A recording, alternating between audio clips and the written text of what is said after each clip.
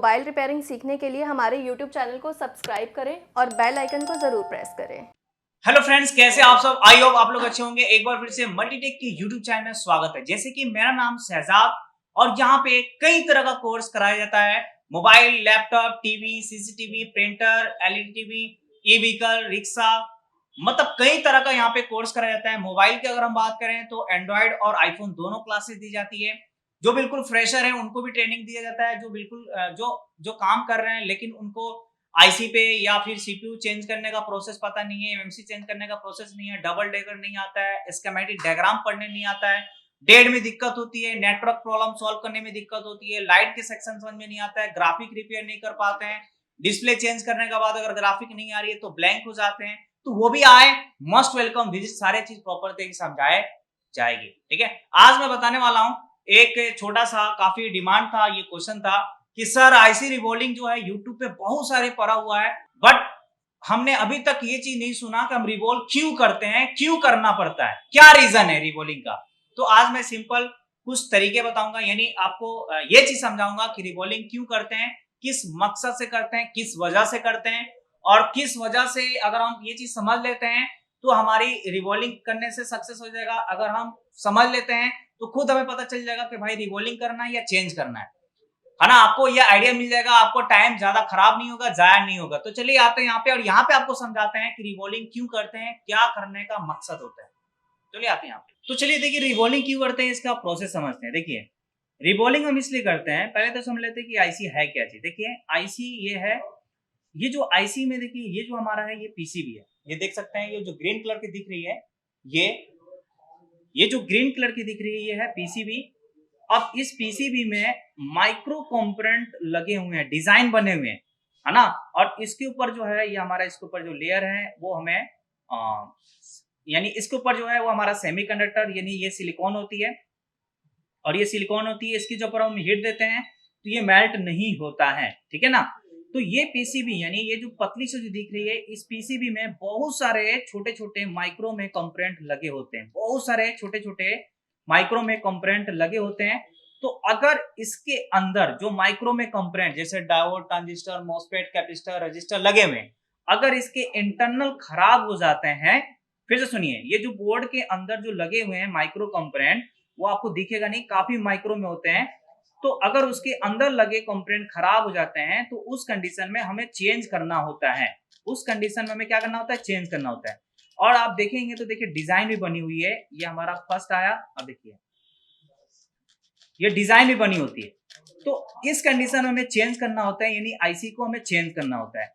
लेकिन अगर अगर इसके ऊपर जो बॉल है, ये बॉल आपस में ज्वाइंट हो गया, या इसके अंदर पानी चला गया, या बॉल छोटी बड़ी हो गई, या ड्राई हो गई, तो ये हमारा एक्सटर्नल प्रॉब्लम है, यानी ऊपर का प्रॉब्लम है। यानी अंदर का हमारा जो बोर्ड है, यानी जो बोर्ड है, बोर्ड में लगे जो भी कंपोनेंट है वो सब ठीक है ना।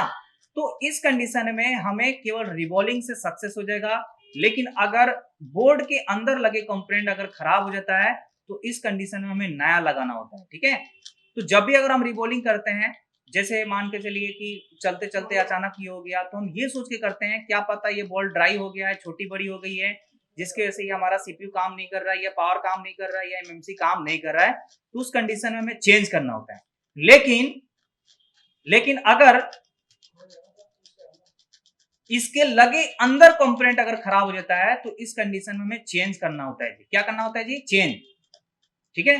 तो काफी ये पतली पतली होती है, देखिए यहाँ पे देखिए बोर्ड स्क्रैच करेंगे, ये सारा वायरिंग किया गया है, पीसीबी का लेयर है ये। तो इसके लगे अंदर कंपोनेंट अगर खराब होता है तो इस कंडीशन में चेंज करना होता है, ठीक है। रिवॉल्विंग से सक्सेस नहीं होगा, रिवॉल्विंग से बस होगा कि अगर ऊपर का ये बॉल आपस में ज्वाइंट हो गया, या बॉल छोटी बड़ी होगी, ड्राई हो गया, पानी चला गया, है ना, तो उस कंडीशन में हमें रिवॉल्विंग से सक्सेस हो जाता है। अगर इसके लगे कंपोनेंट शॉर्ट हो गया, लीक हो गया, कुछ भी हो गया, कंपोनेंट खराब हो गया, तो उस कंडीशन में नया लगाना होता है, ठीक है। तो ये सारे जो दिख रही, जो ऊपर की है, ये सारे हमारा डिजाइन है सर्किट की, ये सर्किट के डिजाइन है। और पहले जब हम हीट देते हैं तो पहले हमारा ऊपर के जो ये दिख रही है ये पहले हीट होती है, उसके बाद हमारा ये बोर्ड हीट होगी, उसके बाद ये बॉल हीट होगी, ठीक है ना। तो ये हमें जब भी हीट देंगे तो ये भी देख लेना है कि आईसी की जो साइज है यानी जो इसकी जो मोटाई है वो क्या मोटाई है, और उसके अकॉर्डिंग हमें पता चल जाएगा कि हमें कितने टाइम तक हीट देना होता है या कितने टाइम तक हीट देना है ना, ये भी हमें आइडिया मिल जाएगा। अब देखिए, अब इसी तरीके से अगर हम ऊपर अगर स्क्रैच करूं, मैं नया ब्लेड लगाता हूं मैं, तो हमारा पीसीबी नजर आएगी, उसमें हमारा ट्रैक नजर आएगा, इसमें भी हमारा ट्रैक नजर आएगा। अब यहाँ पे मैं आपको यहाँ पे वीडियो को फास्ट कर दीजिएगा, फास्ट फॉरवर्ड।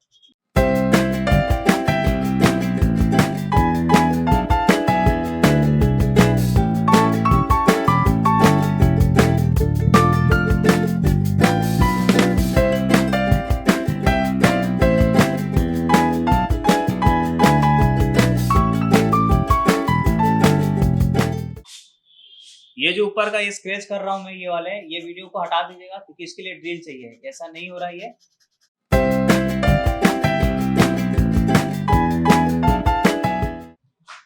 ठीक है, तो ये वाला हटा दीजिएगा, ठीक है ना।